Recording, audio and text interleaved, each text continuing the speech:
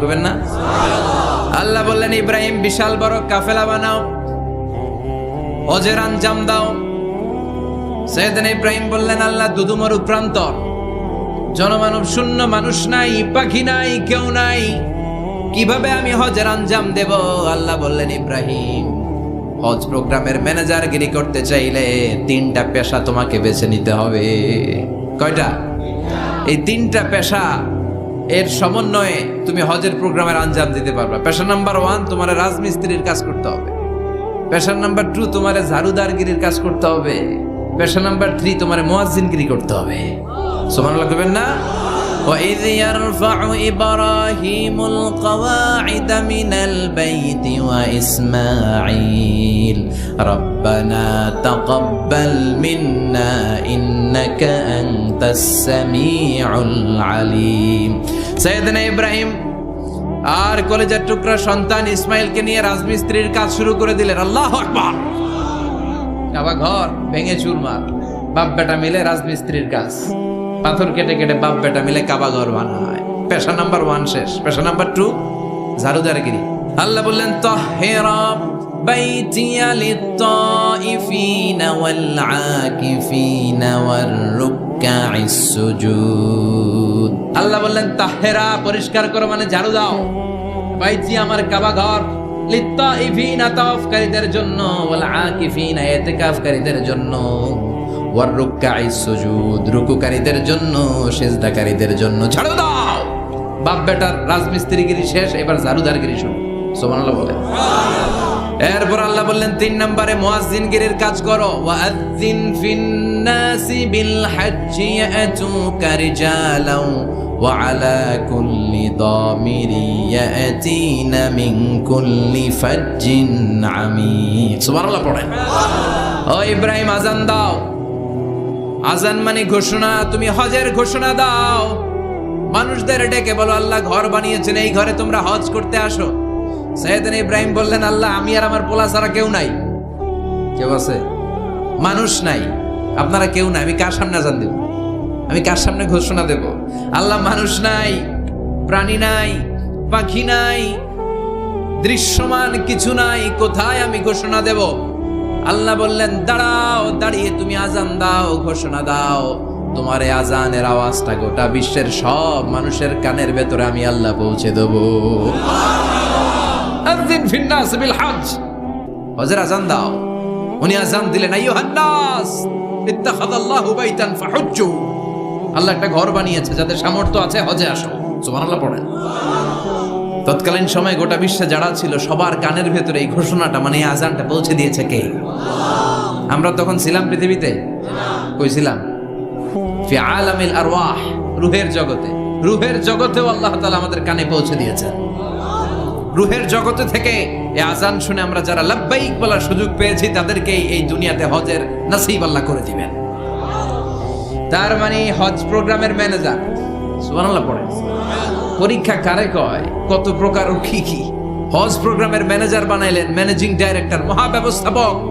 হজের আঞ্জাম দাও, আর হজের আঞ্জাম দিতে যে তোমাকে প্রথমে রাজমিস্ত্রির কাজ করা লাগবে পাস, ঝাড়ুদার গিরির কাজ করা লাগবে পাস। আল্লাহর নবী উলুল আজমি মিনার রসুল মসজিদ ঝাড়ু দেয় না, আমরা মসজিদ পরিষ্কার করতে চাই না, আছে না নাই? বালু দেখলেই মুয়াজ্জিনের গালি, মসজিদে ময়লা দেখলেই খাদেমের 14 গোষ্ঠী উদ্ধার করে ছাড়ে, আর নিজে পশ্চিম দিকে পড়ে আসারও খায় না, আছে না নাই? মসজিদ ঝাড়ু দেওয়া শুধু মুয়াজ্জিনের কাজ, খাদেমদারের কাজ। মসজিদ পরিষ্কার রাখা আমাদের সবার কাজ। চিল্লা এখন ঠিক কিনা? যাদের অন্তরে জ্বালা যন্ত্রণা, যাদের দোয়া কবুল হয় না, আপনি মসজিদ ঝাড়ু দিয়ে দেখেন মুহূর্তে দোয়া কবুল হয়ে যাবে। অন্তরের জ্বালা যন্ত্রণা দূর হয়ে যাবে, অন্তরের অহংকার নিমেষে কেটে যাবে। তার মানে আল্লাহ বললেন রাজমিস্ত্রি হও, সেটাও হলেন, ঝাড়ুদার হও, সেটাও হলেন, আযান দাও, সেটাও হলেন। তার মানে হজের যে পরীক্ষা নিলেন এটাতেও 4টা ভয়ঙ্কর পরীক্ষা নিলেন, 4টাতে পাস। পরীক্ষা নাম্বার 5। আল্লাহ বললেন ইব্রাহিম বয়স কত? সাইয়েদনা ইব্রাহিম বললেন 80 বছর। আল্লাহ বললেন নিজ হাতে নিজের সুন্নাতে খাতনা সেরে দাও। সহিহ বুখারীর বর্ণনা, ইখতাতানা সাইয়েদনা ইব্রাহিম আলাইহিস সালাম ওয়া হুয়া ইবনু 80 সানা বিল কাদুম।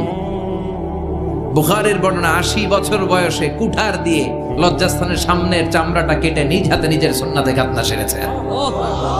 এমনি এমনি আল্লাহর প্রিয় হন নাই, এমনি এমনি গোটা বিশ্বের মানুষদের লিডার হন নাই। পরীক্ষার পর পরীক্ষা দিয়ে তিনি আল্লাহর সম্মানের চেয়ারে আসীন হয়েছেন। চিল্লায় বলেন ঠিক কিনা? এজন্য আল্লাহ বললেন ওয়াইয ইবতালা ইব্রাহিমা রাব্বুহু বিকালিমাতিন ফাআতাম্মাহুন্না ক্বালা ইন্নী জাঈলুকা লিন-নাসি ইমামা।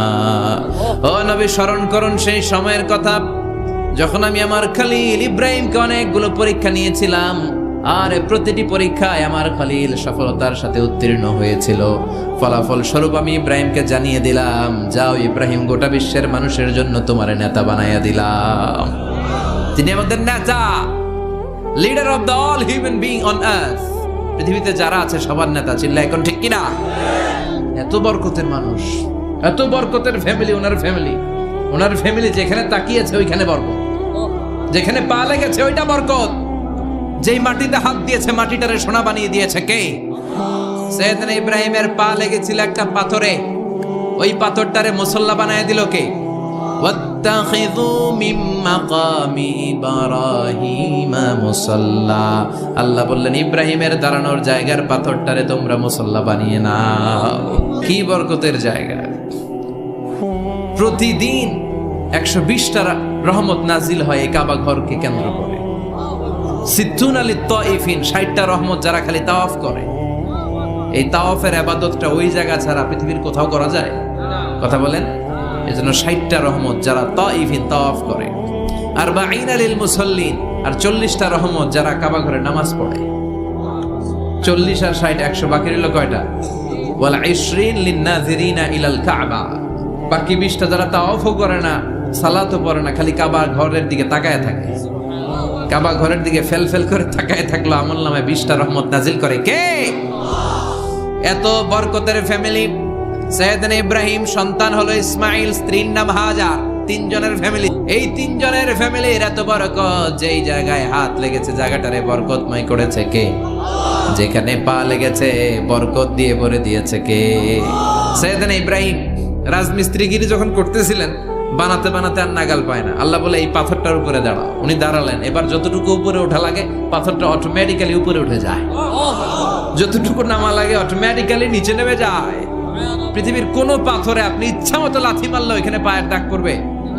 সাইয়েদনা ইব্রাহিম ওখানে দাঁড়ানোর সাথে সাথে উনার ফুটপ্রিন্ট পাথরের মধ্যে লেগে যায়। কাবা ঘরের পাশে গোটা বিশ্বের মানুষের কাছে চির অম্লান করার জন্য, চিরস্মরণীয় করে রাখার জন্য